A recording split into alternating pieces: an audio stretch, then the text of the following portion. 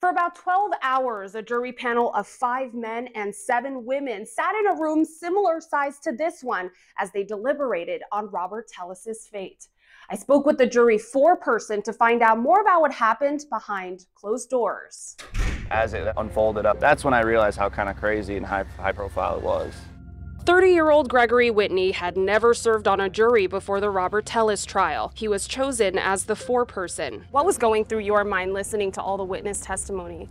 At first, it was a lot to process. I'm innocent. Tellis is the former county public administrator found guilty last week of murdering Las Vegas Review-Journal reporter Jeff Gehrman 2 years ago. I had the chance to speak with Whitney about his experience serving as a juror for this case. It wasn't really up until his narrative. That's when we started, as the jury, started noticing a lot of holes. Do you think that if he didn't get up on the stand, there could have been a possibility of a hung jury?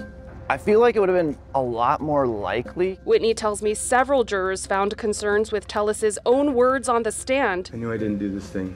Here's how the votes were tallied. Once in the jury deliberation room, jurors took an initial vote. There were 7 guilty, 4 unsure, and 1 not guilty. By the end of day 1, it was 8 guilty and 4 unsure. Day 2, 11 guilty, 1 not guilty. Whitney tells me part of the holdup was because of these pictures, which Tellis's attorney Robert Draskovich showed during closing arguments. And it appeared that the person inside the Yukon Denali had hair. How were you guys able to get over that dispute? Did have that theory where, well, if you're in the vehicle, you can't be wearing the hat, you're still gonna wanna hide your head. Maybe it was a hood, because the way the hair just kind of peeked out at the front, didn't look like a normal hairline. With all the evidence that was presented, Whitney says his vote stayed consistent, guilty. I just couldn't find any plausible evidence that he supported that made his theory of why he thought this was all happening real. A lot of you asked why the jury took their time before they reached a verdict.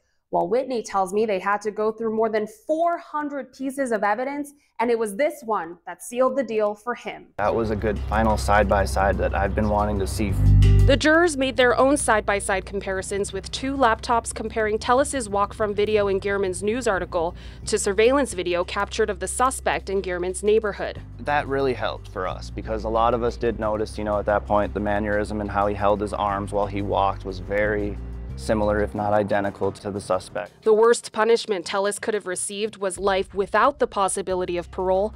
I asked Whitney why the jury opted for life with parole eligibility. I figured if we could just do with, if he does get out, he has to deserve it and he has to earn it. Tellis still maintains his innocence even after conviction, but Whitney is confident the jury got it right. Guilty. I know he believes we got it wrong. There was just too much swaying against him. Started at this conspiracy theory, went down that rabbit hole. We really tried to follow it, but it just ended. And then the only theory we had left was, well, you're the one with motive. We have these texts, we have these videos, we have all this downloaded data. It's too hard to defute for us. A judge can order more time in prison for Tellis because of enhancements to his charge. The formal sentencing date is October 16th. In Las Vegas, I'm Jae-Won Jung.